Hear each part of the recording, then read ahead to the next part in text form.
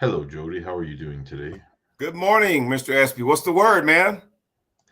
What's the word? We have lots of things to talk about that may or may not actually be directly related to arm wrestling. They could be um, almost sidebars, sideshows, soapboxes, if you will.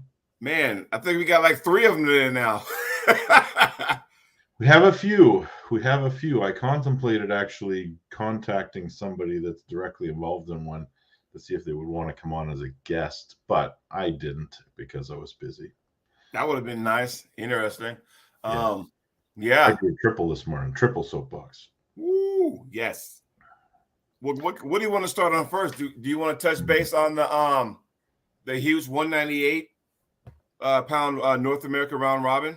Yes. Because 12 guys, let's get this 12, it was 12 guys, right? So what you need to understand is that, or wait, yeah, 12 guys. But I don't know who finished 5th through 12th, but I know the top four. For me, the surprise was number one. You know what? When I that wouldn't have list thought on finally that. came out, and I was like, you know what? It was hard because some people were saying, hey, oh, Warzinski's in this, so he's going to take it because his connection with the East versus West. And, Craig's been on there too, but Craig only had one shot and didn't do too well. So you got to wonder. And then you can never count Bob Brown out, things like that. So, yes, Jay Clean, I'll list the top four in a second. But yeah, I mean, that could have been like, oh, well, there Espey's on it already. So, and you guys got to realize whoever won that deserved it because you have to go through everybody, right? Not your basic tournament. You got to pull through everybody. And I was involved in the craziest round robin that I know of to this day back in 2012 in Redding, California. And that was a 16-man round robin. No, 17-man round robin. And I'm telling you, like that went so long that originally it's supposed to be left and right-handed, but we fucking started at like 5, which is stupid. There's this mistake number one. So by the time the right hand was done and we went to go to the left hand, that guy just flipped into a double elimination tournament. Um, I have participated in a round robin. And how was your experience with that? It was awesome. It was a super heavyweight 8-man. It included the likes of Tim Bresnan, Mike Gould, Earl Wilson, Rick Barbet, Rick Heidebreck. There was a bunch of guys. Like they're mostly Ontario heavyweights. Myself and Tim. Where was that at? It was in Ontario. Mark Zalepa put it on. Mm-hmm. I don't recall. London, Ontario. Wow. That was a few years And back. Good event. how'd you do? I think I was third. So it went Tim, Earl, myself, I think is how it went. If Nice. memory serves me correctly. That is and you got to pull everybody. So Toulier won it. And like I said, whoever won that was going undefeated. That's just the way it is, right? Because the round robin is set up that way. You can always rely on Scott to come in with the facts here. Oh, yeah. There you go. Woodstock, Ontario. And what sucks is that out of 12 guys, somebody was going 0-11. Ward, what's up, man? How you doing this morning? Ward, well, I'm sorry. See, I say Ward's name, and all of a sudden I started a conversation with his name. Yeah, somebody's going 0-11. That's unfortunate. That's just the way it works sometimes. But when you have that much talent, and I'll give you the top four because I forgot the rest of how they got, ranked up. But Toulier won, 11-0. Robbie Russell came in second, 10-1. Adam Warzinski came in third, 9-2. And my man, Jason Merlot, came in at 8-3, came in at fourth place. Now, I think it paid up to sixth place, I think, if I'm not mistaken. I want to say first place was $2,000. Jason Merlot, I don't know if people realize he's actually dominant left-handed. And I'm hoping to have him on the show. We should have him on the show one day. I would have picked him to win. If it was left hand, I would have. Yeah. But he's still doing great. But us left-handers, we don't get the love that we deserve. But yeah, so congratulations, Craig Tullier. Now, I heard because last year they had the one. So Ray Jenkins, who just friend requested me, by the way. Shocker. I'll go ahead and respond to that. But I think last year they had the 154 round robin, and then this year it was the 198. So I can only imagine. I see a 220 coming, and there was a rumor. I don't know how true that is. If Tim's on the show, in the chat, he can speak on this. I heard the 221 might be in Arizona next year. Well, that's pretty cool. Then you go 242, 243 and over. So it's like, okay, it's getting pretty good. So yeah, I like that. So congratulations to Mr. Craig Tullier. Now, what does that mean, though, going forward? Does that mean Ingen sees that and goes, Does that mean Knuckles Up sees that and go, Because one of their guys, actually two of their guys were on there. So look at the Knuckles Up event, right? Ryan, you know about those guys. I'm actually trying to pull up the latest match that was announced by them. So another announcement right now. So when you have the Knuckles Up that took place that Ryan Espey was a part of, two of the guys that were on there on that show took top 4 in this 198 class. Craig won it. He was at the first ever Knuckles Up. Merlot took 4th, and he actually won his match against Nicholas Nanestad. So I'm telling you right now, hey, it's getting real, Benji Max says we need a 165 or 176 round robin. And we don't have to put everything on LeRae Jenkins because he's the guy that put it together. Thank you, LeRae, for doing that. And it was a breath of fresh air, too, that you get a tournament. There's a tournament also, but you get that type of matches that it wasn't a pay-per-view. It was kind of cool to see. So I'm thinking, okay, here we go. Everything's going to be pay-per-view now. And I understand that, Carolyn Loom says, Jody, me, how come Brandon Morris isn't in the top 100 Aries when he's the top 176 guy in Florida?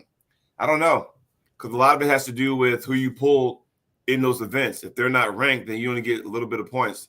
There's a reason why I'm not up there. So that's just the way it is. But I'm doing a lot of international stuff too. So you want to see what they announced over on the High Five? Oh, please do. Let's do this. There's your announcement. What does everybody think about that, right? Think about it. Lachlan Adair, Chance Shaw. Well, since you brought it up, let's go ahead and chip away at it before we start getting to our soapbox editions, plural. What do you think about that? I think it's super interesting. And I would have to favor Chance in the match, but I don't know, man. Lachlan's looking pretty strong lately, and he's coming along. That's a great match. So the High Five has done very, very well at making matches. They've put together ones that we thought would be competitive and maybe weren't. They put together ones that we thought would be one-sided, and they were actually competitive. I mean, you look at some upsets here. They kind of have it all, and they've got the next event coming up in early January on the 6th of January. And it looks like Jody is going to be back to ref. I don't know for sure, but she sure is promoting the High Five a lot. Yes, she is.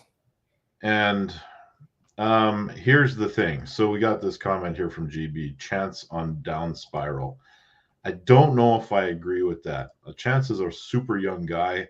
He has gotten some great wins. He destroyed Sabin at the High Five and went on and lost to a guy that we thought he would beat. Like, I thought he would have beaten Sergey. Right. Sometimes it goes to this, Ryan, and everybody in the chat knows this too. a lot of times it goes to matchups. You know, maybe some guy is just a matchup nightmare. I mean, and I'll give you an example. For years, Jerry Catterett was a nightmare matchup for Travis Bajan. Yeah. Because of that style. And then the one time, the last time Travis beat him, he actually did Jerry's move on him, got the win, said, fuck it, I ain't pulling you no more. I got the last win, whatever. So I guess the record is like 9-1. Jerry has over Travis. So again, it's a lot of styles, you know. It happens that way, you know. I'm excited about the match. I won't make a prediction yet, but if that's the first one they announce, what is yet to come? I do like how they're doing this now. They'll sit there and throw out some teasers, you know, and hey, we'll wait a couple weeks and then maybe we'll throw out another one. So I kind of like that, you know. I think Armwrestling does that. They have some guys very, very close to them. So around that group that they're all friends, they're all kind of involved with each other. What are they going to do with guys like Marcio and Jason Merlot? That's home turf for them, ain't it? Yeah. So you need to assume that they would be on that card. Especially since they both won. Yeah. Anyway, we're speculating now. Tell you what, don't be surprised if you have a rematch of, you know, what happened over the weekend if you have Merlot and Tullier go at it. Why not? Why not? But I will say that Tullier match, the way he beat Brzezinski was an eye-opener. Like, wow, like, I didn't see that coming. You know, I would have thought that some way, somehow, Brzezinski would have pulled it out. But heck, even Russell beat him. So goes to show you a lot of it is just matchups. But even if somebody took last place in their round robin and went 0-11, guess what? You pulled the top guys in that weight class in the States. End of. Because I know a guy in Canada at 198. You know him too.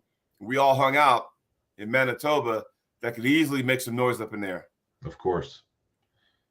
Now, this is a good segue. As we're getting some comments like this.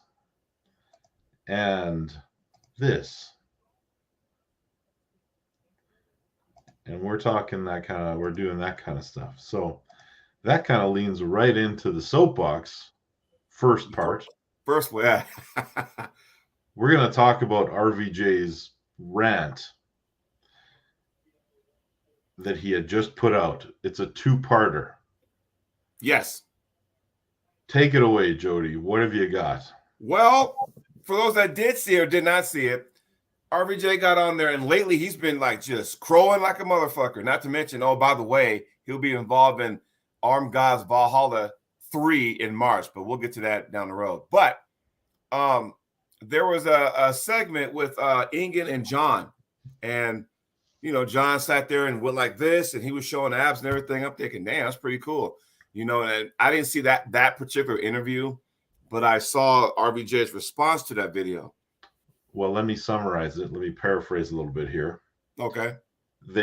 John claims that he had reduced his diet to 500 calories a day in order to make the weight class to compete against Sasho for that title.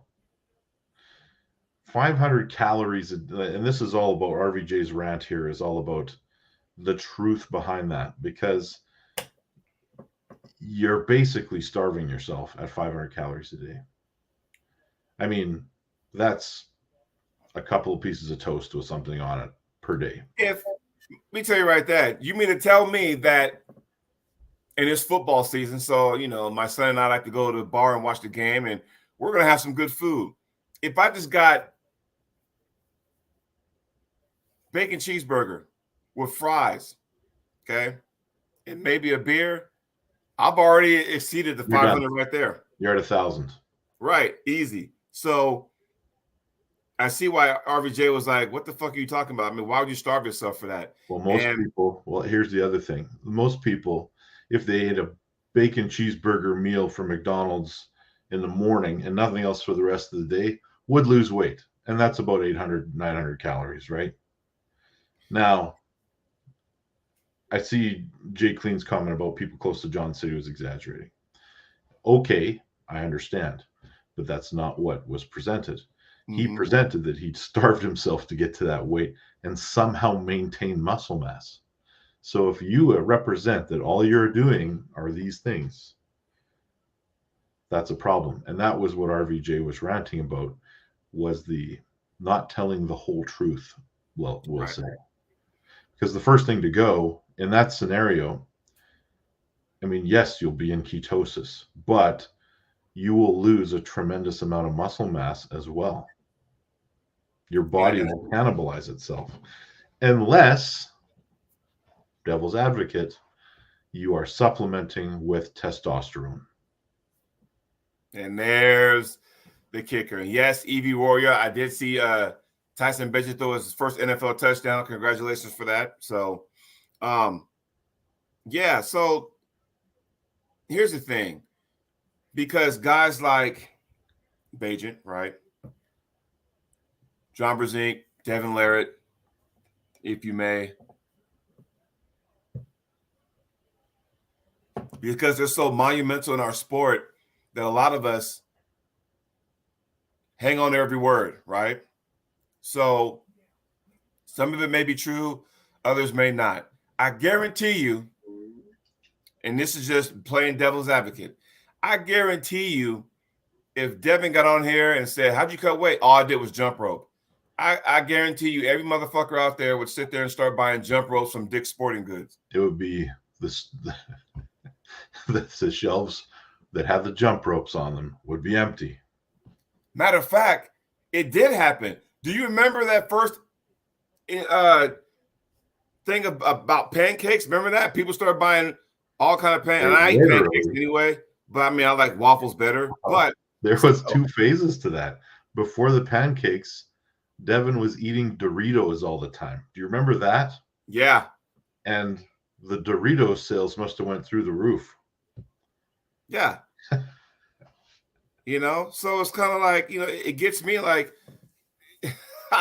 anybody can say if you are a focal point of the sports world, in our sport anyway, you say one thing, oh, I've been doing this, everybody's going to jump on that. Now, you also got to remember, too, that everybody's different because even John, I go even further than that. John says, I wasn't really working out. He even had in his interviews that, yeah, I bench pressed to the point I was benching 400 pounds, but I never saw any difference in my arm wrestling.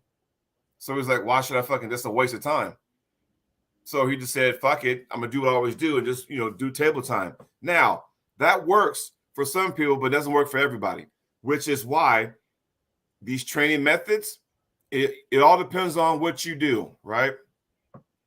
Do I like to hook? I would love to learn how to be a good hook puller, but this is as far as I got for a cup. This ain't going to get it done. Now, my left, see the difference?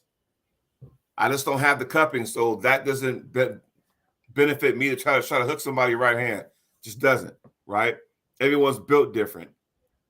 Now, you can be like Hulkamania, like Michael Todd, and train your ass off in the gym, and he gets results. He's been the top guy in all these promotions over the years. Or you can be like Devin and John, who I'll mess around weights every so often, but it's more table time, and they've carved out their name in stone in this sport. It all depends on, you know, the person. But when you sit there and say that, everybody's going to jump on that and go, oh, I'm going to start doing that then. Like, you know? Yeah. Arm wrestling is the weirdest sport. So you have, and when I say that, I mean training-wise, because you have all of these other sports where they have tried and true training methods. You know, you can basically cookie cutter somebody into like success at the lower levels before they have to individualize everything. But arm wrestling from day one seems to be, you know, there's 15 top guys and they're doing 15 different things and they're training to suit themselves. You take the Todd Hutchings method, might be the best method for the masses, but it doesn't fit for everybody still. You take a guy like, who's a very obscure puller? Let's say Jerry Cataret. the way he trains isn't going to work for many guys because Jerry has a genetic disposition that allows him to arm wrestle the way he does. Most people would be done quickly if they tried to pull like that all the time. Right. They'd be out of the sport. Now, when you start getting into the other things that we're talking about, like enhancement and all that stuff, I understand that people are not open about that. But we got to be careful of what we are put out there too. Mm-hmm. Oh, we got a super chat. We do. Clifton Erickson plugging his tournament, December 2nd, Mark Davies Memorial.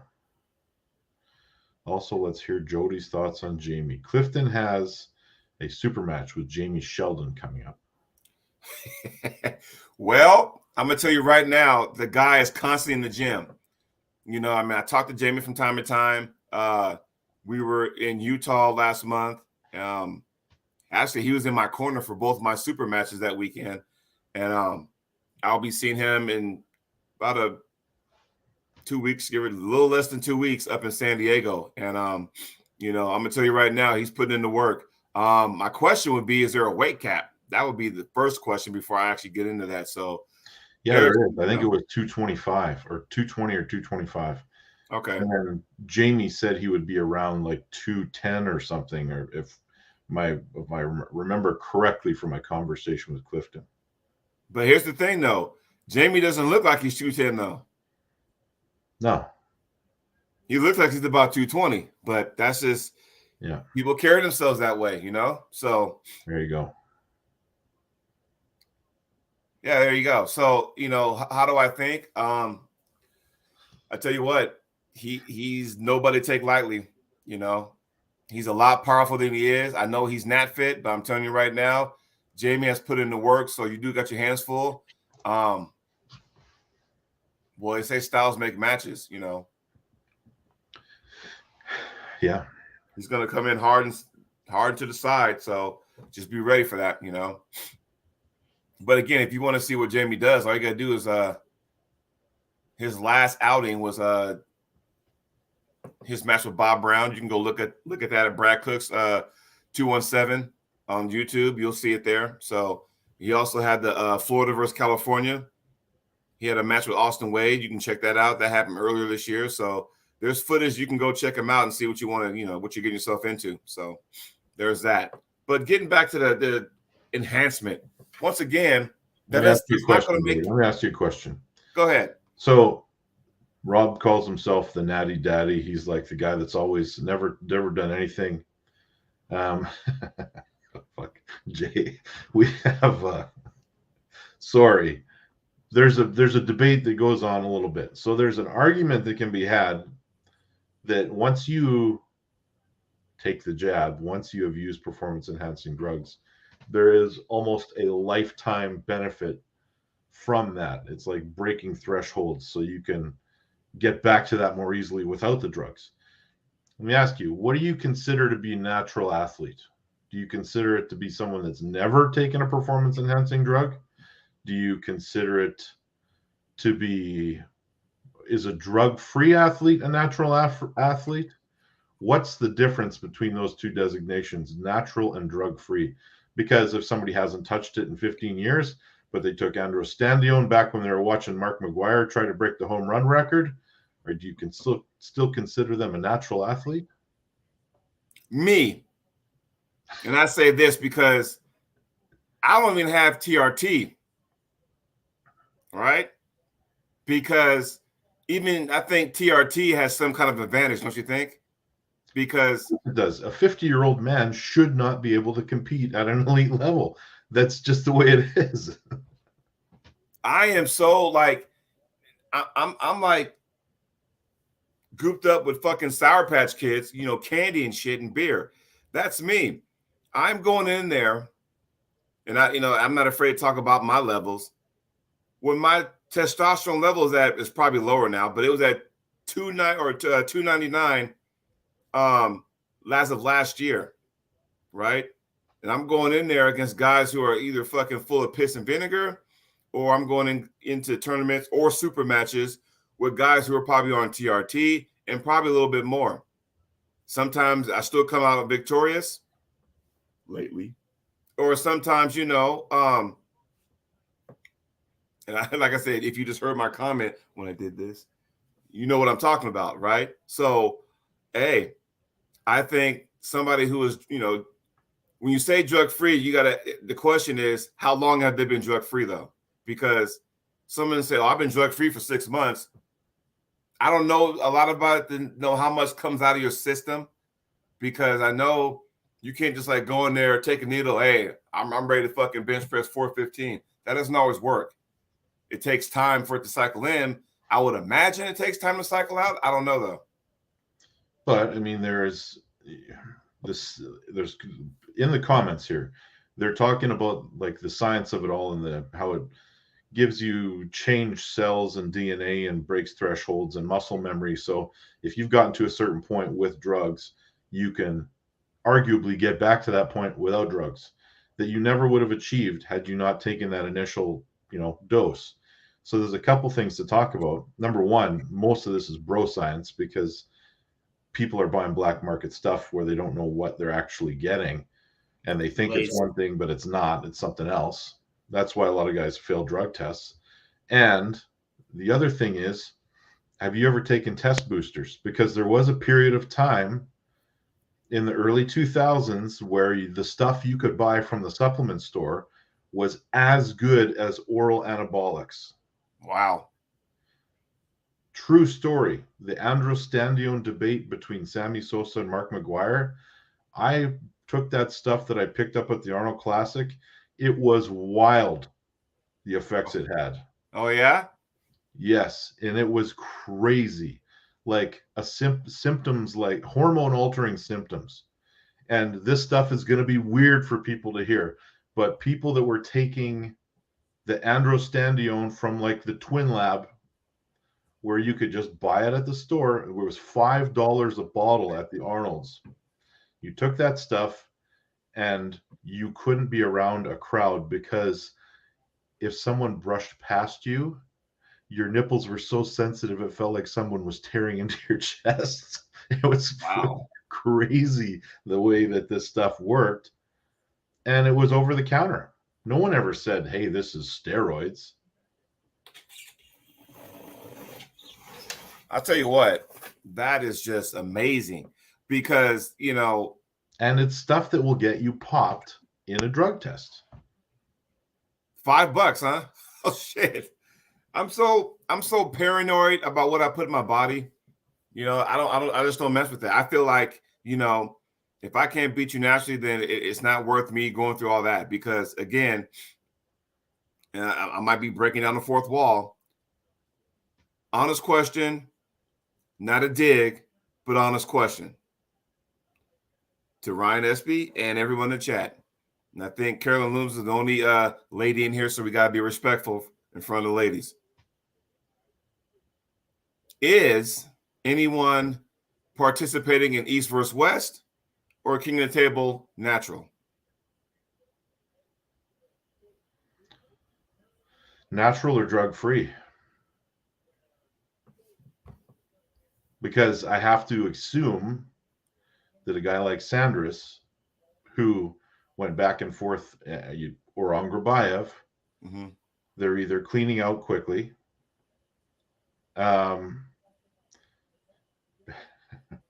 Butter and steel, I like that. Yeah, they're either cleaning out quickly or they're drug-free. So who's to say they're not? Right. So can we bring Krasimir into this conversation for a second? Because Krasimir as well, because you got these guys that are going from East versus West to WAF in a very short period of time.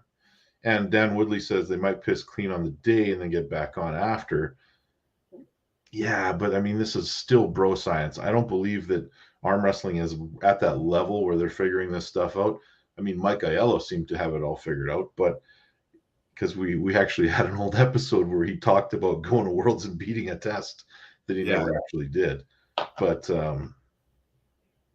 yeah, it's well, I mean, because again, when you got WAF Worlds coming up, Krasimir, hey, I'm ready for that. Do you realize that after Worlds, he was competing against Lachlan Adair and he checked in at 215 pounds and was giving Lachlan the business. You want to answer that fast? What's Nothing. that? Everything now, Carolyn, is shit. You can't get over the counter stuff like that anymore. They banned it all. I mean, that's, you don't sit there because I don't know if Lachlan's clean. I can speculate, but he was looking like just bloated up. I don't know what, but fucking Krasimir was giving him the business, and Krasi came in at 215 pounds. So again, because you got to look at it this way, because RVJ is going to be on the next Arm Gods card. How do we know his opponent's not on gear? Because what was the big trigger? The match we all want to see, him and Bowen, but Bowen was on it and RVJ's not. And yeah, maybe he doesn't care. He doesn't care if Bowen's on it. Well, if he didn't care, he would have took the match back then. I mean, honestly, here's the thing. Taking the match back then, because now it might be a different story. Right. Question: if you knew you were invited to an organization or you had a match against somebody and you knew they were on it, how would you play that out? Would you say, okay, I know he's on it. Would that change your training? Would that be like, nah, I don't want to because, whatever? I have knowingly. Here, I'll give you an example. Mm-hmm.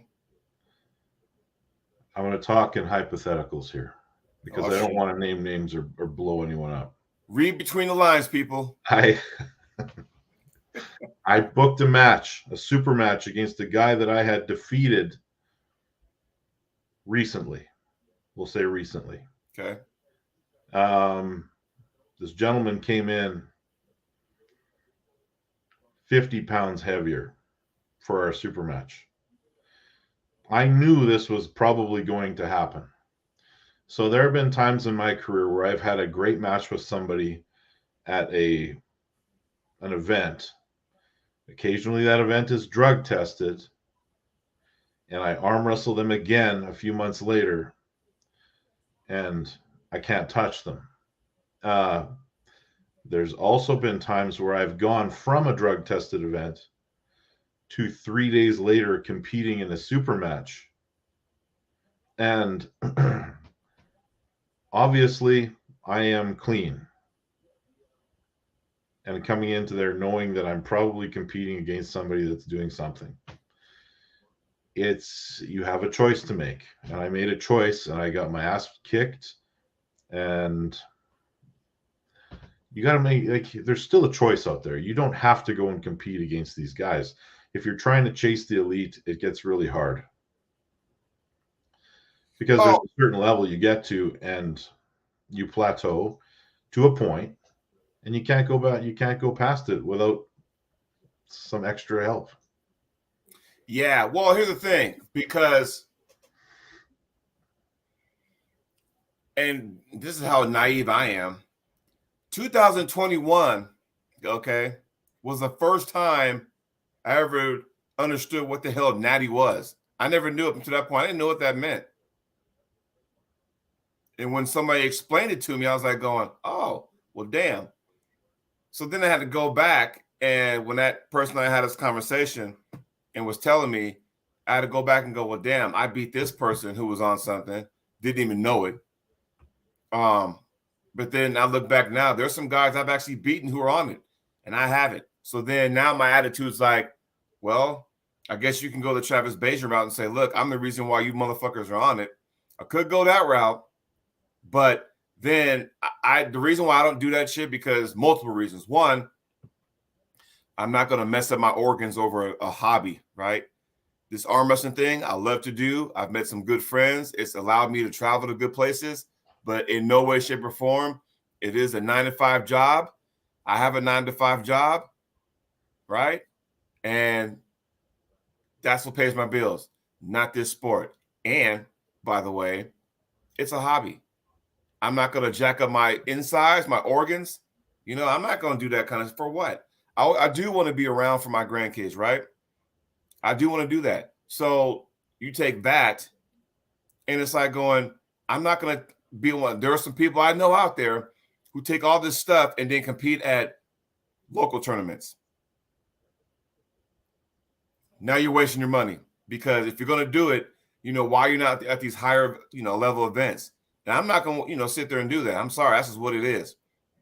I'm not chasing the dream. I'm not chasing to be on the bigger stage. I've been on big stages before, maybe not as high, but I've been on big stages before and did very well, win, lose, or draw. But I'm not going to sit there and ruin my stuff for what? I'm not going to do it. Here's the other thing. So one of the comments that I really hate is when somebody says they're only good because they do this stuff. No, man, they were good before. Now they're just a little better. And like, you're not going to, like your point says, you're not going to be a world beater just because you take some stuff. That's not how it works. Right. You still have to have the talent, the base, all that stuff before you do this. It's an enhancement. It's not magic. Right. So the guys that are doing it, good luck, man. Good luck with it all. But I mean, we got an aging population of top North American athletes. Yeah. I am I'm not curious to know what happens when they quit and they go off drugs, as far as competitive wise. I'm curious psychologically how it's going to impact people when they go off of this stuff and they aren't nearly as good as they used to be. Do they quit? How do they cope with that? Do they just take some time off and keep coming back, dipping a toe back in the water? We've seen that quite a bit. Well, that's just it. I mean, they've carved themselves out to where I got to be this superhero, and I don't want nobody seeing me, anything less than that. Like for me, I don't care if I take losses. I'm not worried about that, because I already got it in my brain that it's a one-on-one sport. So I got a 50% chance of losing, but also got a 50% chance of winning because it's a one-on-one. You know what I mean? Yeah. Hey, Dan, I'm not just this, but not just the hormone imbalances, but the whole left from the high level, the extreme high level of competition. Yes, GB, RVJ is the wash machine. This is soapbox. But yeah, so anyway, we could put a bow tie on this because we got some more soapbox to get to. So, all in all, I guess if you're going to make videos or you're going to talk on podcast show, just kind of be careful what you say, that kind of stuff, I guess, is what RVJ is kind of saying. Now, does anybody, think anything different of John? I don't. I'm just like, okay, whatever. I don't mess with that stuff anyway. Yeah. We're talking about weight loss here, really. Right. For him. So, I mean, well, my metabolism is super slow these days. So for me to do that, but I kind of keep myself at a certain range. So that way I'm not starving myself to make a certain weight, so. Yeah. All right, buddy. What's next? So box number 2, everybody. Y'all ready for this? Now, we've all been on shows, prediction shows, and Ryan and I have done prediction shows. And what baffles me is the fact that we make a prediction about a certain match, right? Why is it that when you pick and we'll use just A and B just to follow along, right? Hey, Ryan, who do you think is going to win, A or B, right? You pick B. Then all of a sudden, all of the naysayers are going, oh, Ryan must be a hater of A. No. Why does every time someone makes a prediction and they don't pick their guy or the person they want to win, that all of a sudden you're automatically a hater of the opposite opponent? I never understood that. Why is that? Why is that? Or similarly, if you say something about somebody, oh, you're just a nut hugger and all this stuff, right. Like they resort to the lowest common denominator to win an argument about something. We live in a society where everybody wants to be right. I got because here I'll go a step further. So earlier this spring, I was invited by Michael and Rebecca to the Monster Factory for their event, right? I was fortunate enough to have 2 matches, right?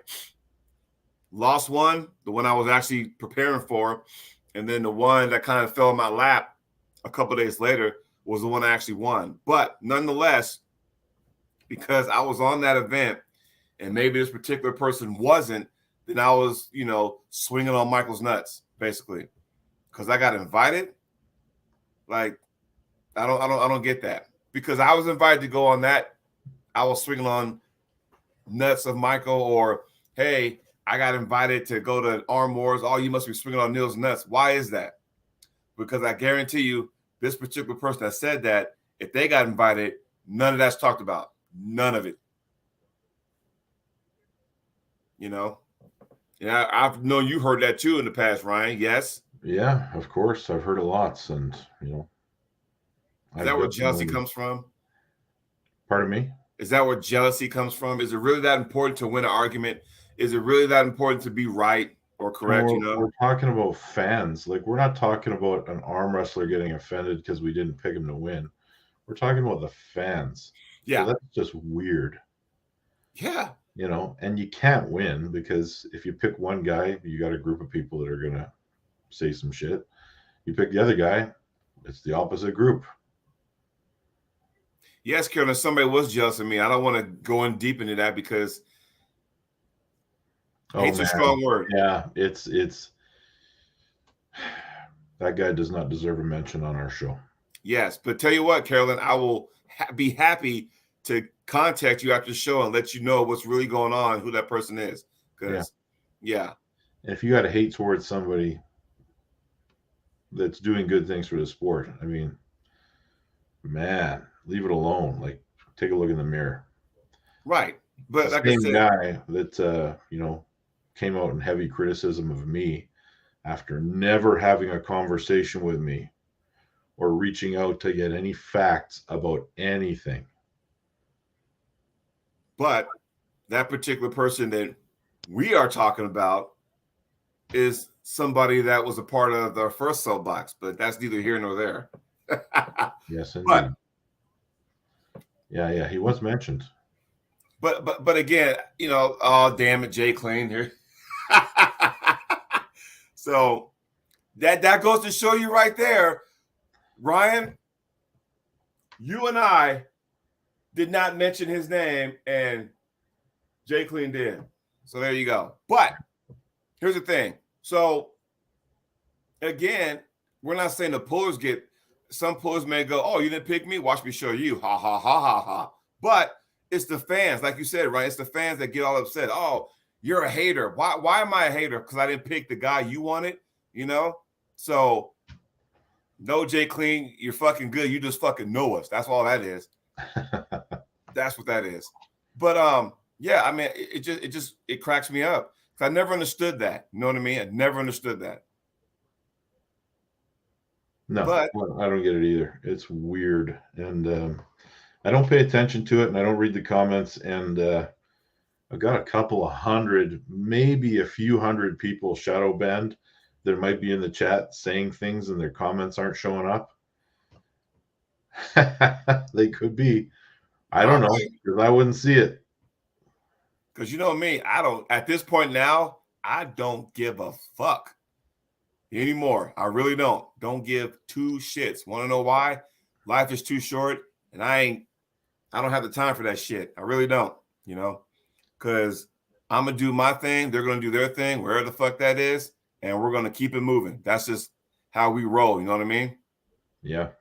So it's weird. It's I like Michael and Rebecca's policy of just doing the old shadow ban on every negative person they run across. But well, here's the funny part. Comments. Somebody actually took the time to write a whole message saying, "I don't like you, Ryan Espey." I'm like, oh, well, congratulations. Well, there you go. I'm glad you fucking put a stamp on it and mail it. Thanks for commenting.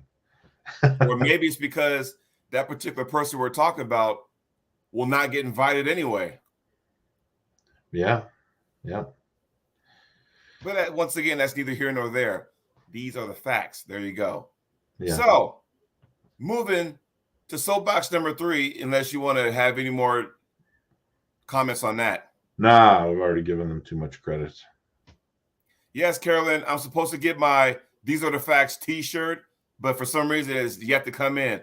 You're a good, you better get a hold of Bardo, Chuck Bardo. He's supposed to give me my shirt. 90%. Tell him, get on the show this Friday. Say, where's Jody's shirt? Talk to Josh Berger or somebody. So soapbox number 3. Is this the first time we ever had 3 soapbox in one episode? Yep, I think so. Okay. So soapbox number 3, and this is where I think everybody wants to hear about this one. Because this is the last minute, by the way. We did this. Okay. Hey, Ryan, there was a tournament in Manitoba not too long ago that you and I were a part of. Yep. There was a debacle financially. Did you get all your money? Yes. I have been paid. Congrats. Now,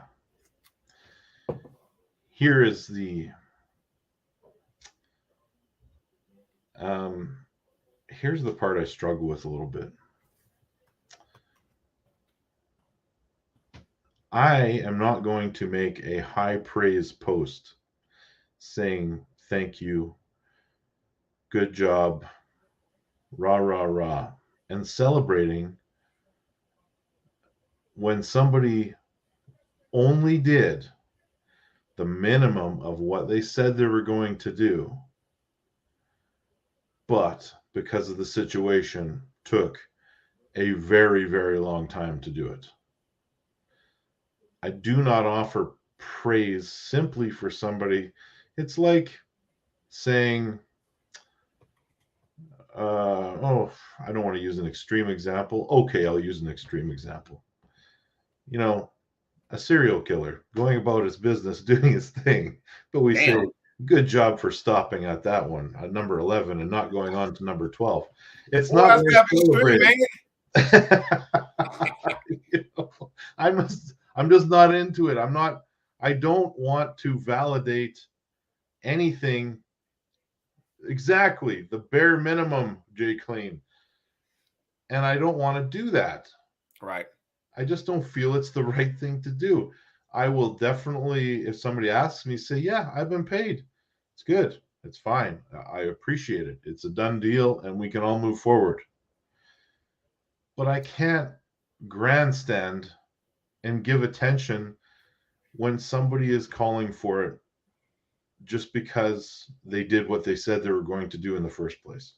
Right. Which it's not finished yet. Is my part of it done? Absolutely. Right. That's why I'm kind of like caught between a rock and a hard place, because here it is, Scott, be ready. So I got paid a portion of my earnings, winnings, whatever you want to call it, right? A portion of it came already. The other portion is on its way. So I look at it like this, because he's taking a lot of shit for it. A big chunk of that he brought on himself, right? For going on these podcast shows and talking about it, which ended up being a fucking book tour. But he's doing the right thing, Kudo. I'm glad you're doing the right thing. I'm just trying to be devil's advocate and trying to, hey, good job, buddy. Thanks for doing that. I could be like, you could be two people. You can be Ryan, where Ryan's like, hey, I got paid. I'm moving forward. I'm done. Moving forward. Or you can be like Gabby. Gabby actually sat there and says, hey, thank you for making things right. Appreciate it. That's it. It wasn't a real praise. It was more of a, hey, thanks for doing it. Man of your word. Took a while, but you did it, After that is where it counts. We got a super chat from Carolyn. Ryan, if you flew to Canada, well, I live in Canada, but if you flew to Canada, did you get your airfare fully compensated for that and $250 for competing? Jody has got, that was Jody's agreement. My agreement was different, but it was an offer that was made to me without any negotiation. what I was offered, and thank you for the super chat, by the way. What I was offered was a fee for showing up, plus hotel, plus expenses. There was no back and forth negotiation. I simply said yes. It was the same thing that Cody and I were both offered, except Cody also was getting his flights paid for. I didn't have to fly, I drove. And well, here, let me go ahead and put some clearance there, Carolyn. So it was me. The airfare was supposed to be paid for, yes, and then my opponent and I agreed upon $250. That was the sponsor was supposed to pay. And you got to remember, I talked him down to $250. That wasn't what he wanted to pull at first. He wanted to pull for much more, much more, which would have made me even more upset if we agreed on the first offer. But I talked him down because when you have athletes like Espey, Merritt, Sarah Wilson, Gabby, we don't need to pull for that particular amount that he wanted to pull for. No need to. So I talked him down to 250. So there's that. So the 250 got paid to me. It's the airfare portion. So, and let's be real. And we'll go back because ticket was $429, right? American money, by the way. So that dreadful night in my hotel room, you got 4 angry athletes drinking some good truth serum. Thank you, Ryan. And 4 dudes in my hotel room were fucking pissed off. You ever seen people drink alcohol and then try to do math? I mean, I can look back on that particular part and laugh now because when you think of it as a whole, we're angry arm wrestlers drinking alcohol and trying to do math. Okay. I mean, calculators are out and we're all like, okay, multiply the entries times the people left. We're all doing that kind of stuff. So yeah, $429 was my ticket. Okay. Now, because Tim Tomatch is my boy, Arm Sports Entertainment, I actually work for Tim. So when he has his events, I work for Tim. Tim said, hey, I'm going to take the $300 that I had. I was going to go spend and have a good time with. Fuck it. Jody, here's $300, man. Hope that'll help you out because at this point, not only am I pissed off, now you got my significant other wife who is livid now. Okay? Because if we weren't going to get paid to begin with, I would have never made the trip. Right? That's just the facts, right? But I was told that, hey, dude, we got you. Pay your ticket now. We'll reimburse you when you get there. Not a problem. That's what I thought. So now you made my wife upset, and she ain't real thrilled to be around when you make her upset. I kind of just stayed to the side and let her handle that because, good Lord, had she been there in person, he might have got slapped, but that's neither here nor there. But here's the thing. So let's do the math. So Tim says, hey, my boy, Jody, I know it sucks right now. I know you and your wife are pissed off. Here's $300 I was going to use to spend and have a good time. Hope that helps for now. Now, take that $300 minus the $429. We're looking at $129. There you go. Yeah, I don't believe that Tim should be out $300 though. That's the issue. No. But here's where I will give credit. You ready? Mm-hmm. I know of 3 promoters in Canada that have done similar things. I bet I know one of them. 2 of them, one of them has paid everybody back. Took a long time and a couple of threats. The current one we're talking about is working towards paying everyone back. And he's doing a relatively good job and a fairly quick job of paying people back. I'll go a step further. 2 of the 3 people you're talking about, I've had matches with. There is still one out there that allegedly owes people money. Dan Woodley, damn you. Now, Jay Clean, it's not all Canadians because there are several promoters They'll do this. And I do not think the one we're talking about right now is ever going to make this mistake again. I believe he will promote more tournaments. I think he will take another shot at it. My hope is that he brings in, the right people, the right staff, all that stuff, starts very, very small and continues on from there. But, I probably will not attend in any capacity. However, I believe he will continue. Right. That's his right. I think he's going to have a hard time getting people to come up if it's a super match scenario. If it's just a tournament, probably no problem. You go, you pay, you get your medal, whatever. Yeah, I got mine sitting back there. So, yeah. But yeah. So again, we all learn from our mistakes, and I hope these guys do. Yeah, if you really want to get down to the nuts and bolts of it, Tim shouldn't have to pay that. Yeah. But Tim was being a good friend. So I mean, you got to respect the guy for that because he didn't have to. Hey, let's not forget. Super pissed off, Yeah. Let's not forget the World Arm Wrestling League did this to us in 2017. Mm-hmm. In a way, they canceled an event 1 week before the event. And people had their airfare already paid for and everything, a hotel, correct? Non-refundable airfare and hotel. Yeah, they were all paid. So Travis and Karen and Frank, I think, threw together that event really quickly. The WAL finals that didn't happen.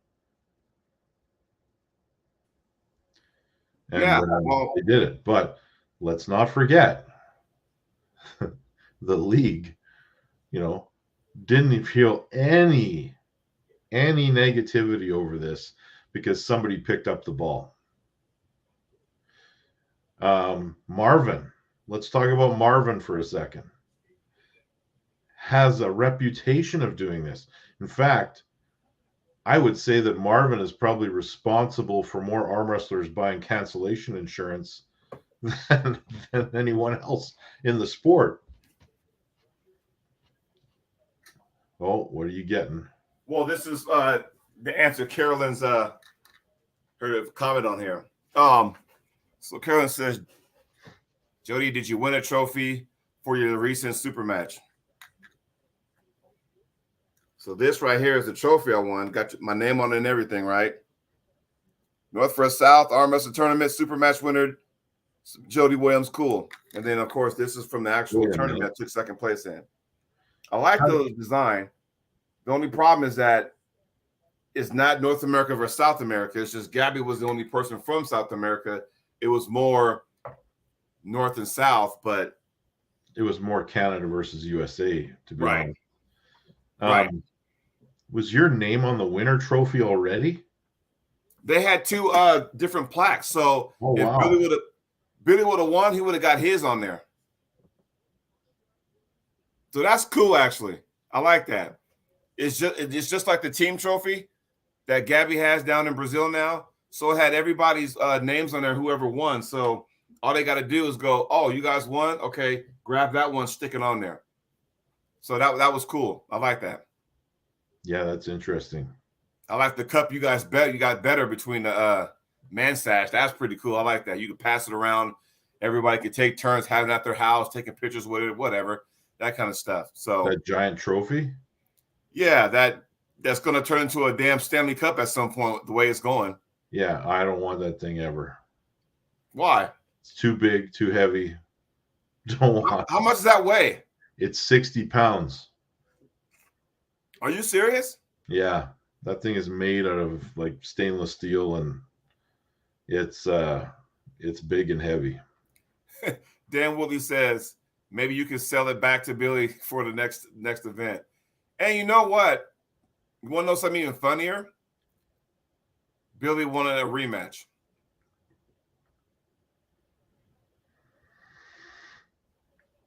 Not excited about it. You know, Yeah, but Marvin does this stuff, and then he disappears for like 5 or 6 years, and then resurfaces. You know, he's been doing this for years. Yeah. But yeah, he sure has. Yeah. So again, it's just like, what the fuck, you know? Come on, people, you know. But nonetheless, I will get a tracking number soon. Track that. Hopefully, I'll get this, and then we can put a bow tie on this bad boy and move forward with our lives. Because again, it's October 24th, and the event was October what, 7th? 17 days. 17 days ago. We've been living this nightmare. And there were times I had nightmares, Ryan. I told you about this. Yeah, I mean. Yeah, Jay Kling, exactly right. I didn't bring this up. He did, not me. Yeah. So there's that. But I got bigger fish to fry. Bigger fish to fry. Just under 2 weeks. World Series of Arm Wrestling, San Diego, California. Here I come. 239-pound class, which I don't have to cut weight for. Thank you very much. Doesn't mean I'm going to gorf myself, but, you know, that's cool. And then Supermatch City, Paul Stevens, best of 5 left hand, December 2nd, Washington State. Yes. Okay. And I'm on my break from competing, but we do have arm wrestling practice here tonight. Yes. Yeah. Damn it, Ryan. Hey, what's up, buddy? We're about to shut it down. But you missed 3 soapboxes, so go on back and check it out. We'll be back in a week. Same time, same place. Thanks, everybody. Okay, did they hit a bunch of like buttons? Because, man. Let me see here. I'll give you the update. Rematch over on my other screen. Only 11 likes, and there's 23 people in here. What is going on? Doesn't take much, guys. Just a little thumbs up. Even the people watching in the background, feel free to hit dislike too, if you're watching and you don't like what we're saying. Look, I know that we don't have kids in the NFL now and shit, but come on, man. That doesn't mean our show is horrible. You know, well, what the hell, you know? Yeah. It's all good, though, because we're going to be back once again next week. And I'm sure, like always, because it is what it is, there'll be a soapbox. There will be, and maybe we'll have something else to talk about, too. Oh, it went up to 15 already, and I am sure we're going to hear something from, well, first of all, pay attention to what happens with RVJ's channel next week. That'll be interesting. But the high five, I'm excited to see what they announce next. I like how they're doing that. Like, their event's got to be pretty they got to start announcing matches pretty soon because it's coming fast. But the thing is, though, with them, to the us who are not involved, yes, but I'm sure the people who are involved already know. So I'm sure they're training, kind of keeping a lid on it until it's been announced. Then they could probably talk about it.